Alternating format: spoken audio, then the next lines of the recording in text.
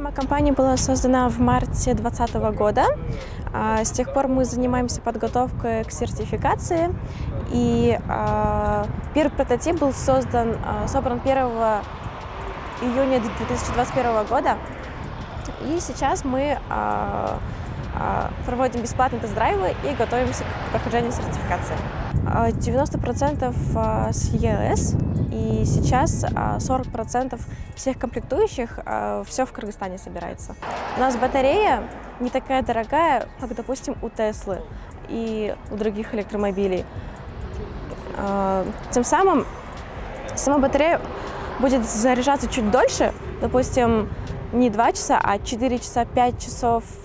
Ну, зато сама батарея будет дешевле, и себестоимость машины будет меньше. Основной сбыт будет в Казахстан и в Кыргызстан.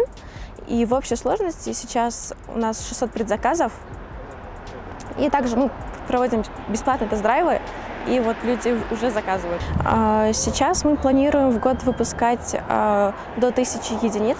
Как только мы запустим массовое производство, это будет, скорее всего, в ноябре, возможно, ближе к зиме. Но в дальнейшем хотим увеличить количество машин и до 1200 единиц в год.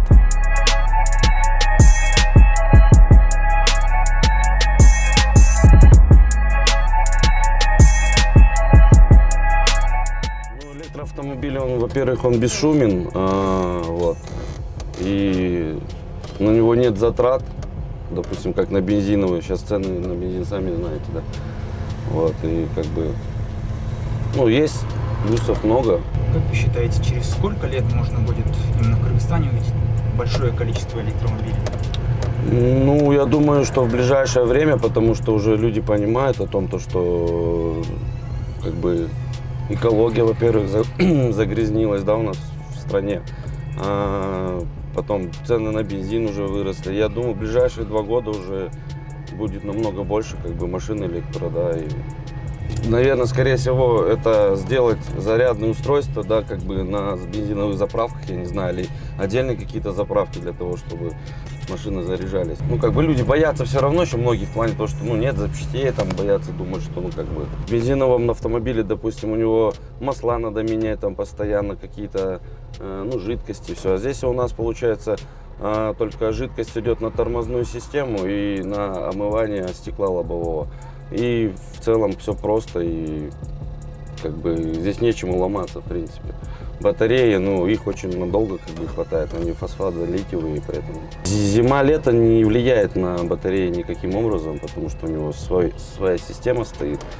И, то есть от того, что будет, допустим, минус 30 или минус 40, он будет проезжать тоже расстояние, то есть то, что и летом, допустим, или там весной.